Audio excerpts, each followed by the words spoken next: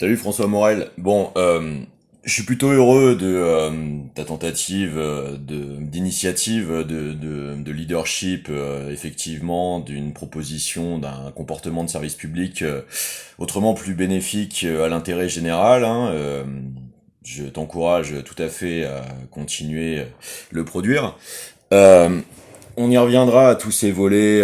plus sociétaux, supplémentaires, à toute cette séquence politicienne, d'essayer de peut-être même manipuler en fait des éléments de la population pour créer des affaires dont l'exploitation anticipée reviendrait à nourrir des narratifs de mise en scène d'un martyr politicien avec une instrumentalisation de certaines périodes historiques de l'histoire de France, hein, parce que il est quand même intéressant d'observer que spécifiquement dans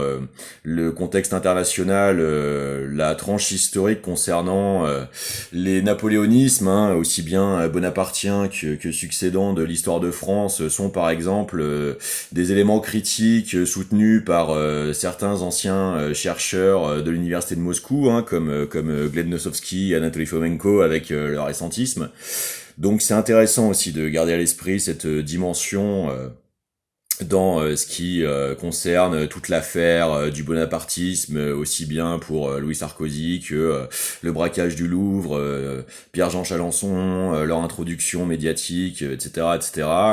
Je préciserai au passage qu'effectivement, comme par hasard, j'y reviendrai plus longuement parce que ça nécessite explicitation et vulgarisation publique des spécificités de ces éléments-là, que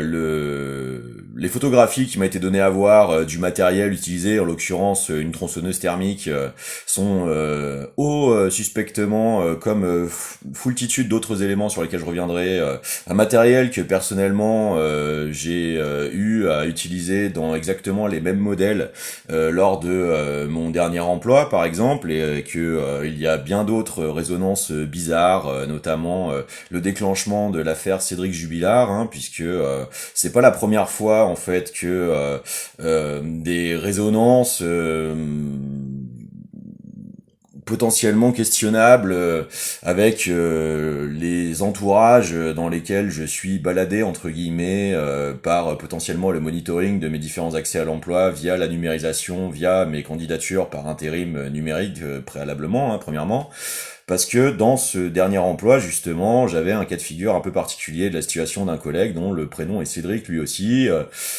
J'y reviendrai en détail s'il le faut véritablement pour expliciter pourquoi ce n'est pas l'expression d'une perception paranoïaque de la situation, mais bel et bien un questionnement sur ma possible situation personnelle d'exploitation de celle-ci, comme la position d'un espèce de poisson pilote cobaye victime d'un monitoring permanent en fait de ses moindres faits et gestes pour en tirer source de scénarisation exploitationnelle, d'extension de ceci à des stratégies de maltraitance généralisée de la population, en tirant source d'inspiration régurgitatoire, perverticisée, pour continuer de trouver nouveaux leviers d'application ensuite à la population par tout un tas de stratagèmes divers, parce que c'est une piste qui s'avère être peut-être enquêtable pour ce qui concerne le profil psychopathologique éventuel des personnes desquelles nous sommes actuellement sans doute en train d'avoir à subir la tentative de simulacre de gouvernance comme géostratégie de destruction de nos conditions de vie. Et donc, pour rester plutôt le plus efficace possible au bénéfice de mes contemporains, là je vais plutôt revenir sur les aspects qui me semblent les plus primordiaux de la critique nécessaire à mener de type d'exercice du mandat de monsieur Emmanuel Macron, comme du reste de la production de ses analogues par le même cercle dont je parlais dans la dernière vidéo, parce que ça me semble être, selon l'observation justement des principes de proportionnalité et probité de l'exercice du droit français, et y compris dans les recours légaux contre justement des usages fallacieux des obligations mandataires des personnes susnommées, me semblent être les cas de figure les plus importantement prépondérants. Donc il s'agit plutôt de des chefs d'inculpation les plus nécessaires, potentiels, notamment vis-à-vis de la gestion de la crise Covid, dont je vais vous restituer un peu ici la synthèse sur laquelle je rebosse un petit peu, parce qu'il s'agit quand même d'avoir présent à l'esprit la gravité de ce qui se passe, quoi. Donc, on sait avec l'affaire Marc Doyer qu'il y a eu l'accès aux détails des contrats Pfizer-BioNTech concernant une part des vaccinations imposées par décret puis loi au peuple français, hein, donc relative à la responsabilité directe de l'exécutif en exercice, hein, donc concernant la période 2021. On va résumer un petit peu les cas de figure légaux qu'ils sont potentiellement susceptibles de concerner. Donc les points clés de cette affaire semblent être les articles 147 de la 4e convention des conventions de Genève, hein, stipulant précisément les atteintes graves aux droits fondamentaux des personnes protégées constituent des crimes graves. Principe général, la population civile ne peut être soumise à des expériences médicales ou traitements sans consentement libre et éclairé. Le protocole additionnel 1 de 1977 précise « Il est interdit d'effectuer sur des personnes civiles des expériences médicales qui ne sont pas justifiées par leur intérêt médical et qui ne respectent pas le consentement libre et éclairé. » Or, nous avons appris donc que les contrats concernés, signés par SMS, caviardés jusqu'à récemment, donc c'est-à-dire dans l'impossibilité à la population civile d'en connaître le détail malgré leur obligation promulgatoire, hein, comme je viens de le dire, pour la limitation de leurs droits constitutionnels naturels pourtant effectifs, stipule bien le fait que Pfizer a fait stipuler ces clauses dans le susnommé contrat, c'est-à-dire, je reprends mes notes, précisément,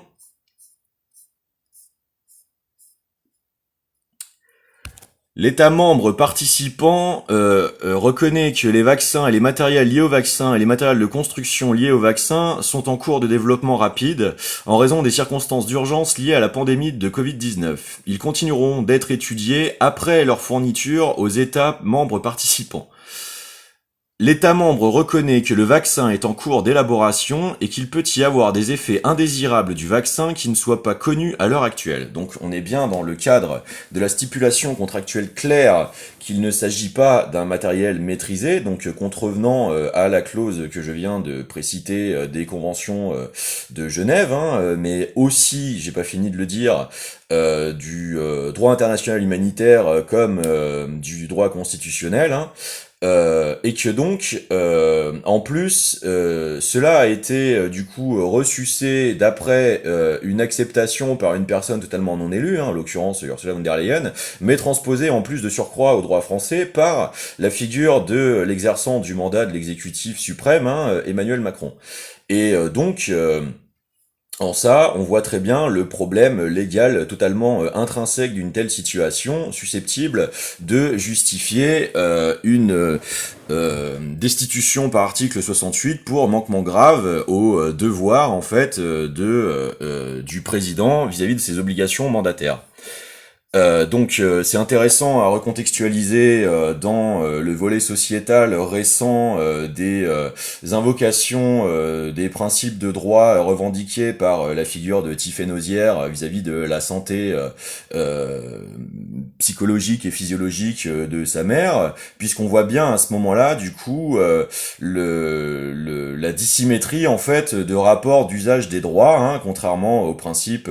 d'égalité de droit pour tous, hein, y compris concernés par la figure présidentielle, soi-disant non pénalement responsable de ses choix lors de son mandat, sauf selon les cas de figure que je viens de nommer, pour manquement grave à l'observance de ses obligations mandataires susnommées. Donc on va continuer de dérouler un petit peu les arguments de cette synthèse critique. Donc la qualification pénale internationale potentiellement valable pour ces cas. Donc imposer un vaccin sans consentement et en violation des conventions de Genève pourrait constituer un crime contre l'humanité, Article 7 du statut de Rome de la CPI, donc ratifié par la France. Si l'acte est systématique ou généralisé, s'il cible une population civile, ou au moins une partie, donc comme ça a été le cas par les lois et décrets qui ont concerné ces obligations vaccinales pour certains corps professionnels, s'il constitue une atteinte grave à la dignité ou à l'intégrité physique, bizarre de voir ces motifs pourtant revendiqués lorsqu'il s'agit d'une tentative d'incrimination imputatoire d'un syndrome de transphobie à des éléments de la population française. Or, ces personnes sont quand même les personnes qui auraient dû en fait observer leur devoir constitutionnel, y compris plus particulièrement en tant qu'entourage spécifique du premier cercle de proches de l'exerçant du mandat, puisque n'étant pas eux-mêmes exerçant ce mandat, mais étant quand même tenus par leur devoir constitutionnel de garantir les droits de leurs contemporains, et que si l'infraction médicale expérimentale non consentie, donc ça a l'air d'être le cas, jurisprudence de Nuremberg des tribunaux internationaux. Même en temps de paix, l'imposition forcée de traitement médical non consensuel peut engager la responsabilité pénale internationale si elle s'apparente à une expérimentation médicale sur une population civile. Droit pénal français applicable. Article du Code pénal. Article 223 1 CP, mise en danger de la vie d'autrui. Article 434 9 CP, atteinte à l'intégrité physique sans consentement. Article 212 1 CP, violation du principe de consentement en matière médicale, loi Kouchner de 2002. Qualification, crime et délit possible, atteinte volontaire à l'intégrité physique, si dommage, il y a eu des cas de décès, mise en danger délibéré de la vie d'autrui, expérimentation médicale non consentie. Donc on voit bien que c'est quand même particulièrement préoccupant. Donc cela peut considérer aussi bien une nécessité parlementaire de procédure de destitution, une responsabilité pénale directement devant les différentes juridictions concernées non seulement par le droit national comme le droit international, et en plus une extension aux cours pénales internationales. Donc on peut tout à fait considérer que les volets sociétaux de tentatives de surcouche instrumentatoire tentant d'essayer d'instrumentaliser des personnes préalablement conditionnées pour créer des tentatives de dérivation par faits divers qui viendraient stratégiquement dans un dispositif de surcouche en fait de tentatives de superposition de divers narratifs médiatiques pour essayer de saturer en fait l'opinion publique nationale vis-à-vis des gravités premièrement les plus prioritairement établissables des différents crimes constitués par les types d'exercice de ces mandats pourrait du coup se reléguer comme un petit peu plus secondaire vis-à-vis des gravités premières susnommées. Mais c'est tout à fait souhaitable de vous encourager en fait saisir l'opportunité effectivement d'expression publique favorisée et facilitée par votre accès à des médias de large diffusion pour effectivement réussir à en signifier en fait nos devoirs concitoyens d'observation et garantie interréciproque de nos droits personnels et collectifs généraux, c'est-à-dire dans la stricte défense de l'intérêt général prioritaire. Parce qu'effectivement, si avant tout on laisse des personnes capables d'essayer de dériver les mandats institutionnels suprêmes dans des opérations d'atteinte directe à l'intégrité physique des individus, les considérations sociétales sont bien évidemment secondaires. Je continue ce boulot pénible mais nécessaire d'avoir à vous restituer pourquoi il vous faut sans doute visiblement connaître un petit peu le détail constituant la légitimité multiple de pourquoi je suis dans l'obligation de m'exprimer plus clairement sur tout ce qui se passe, puisque comme je vous l'ai expliqué au début de cette vidéo, directement concerné par ma responsabilité constitutionnelle de vous informer en fait de ce qui peut être finalement établi comme la réalité dans toute sa systémique, et je reviens vers vous dès que j'ai avancé beaucoup plus utilement, efficacement ce travail de restitution de témoignages directs, parce que je pense que il est grand temps de veiller à l'obtention de la reconnaissance de nos droits fondamentaux dans cette période, plus que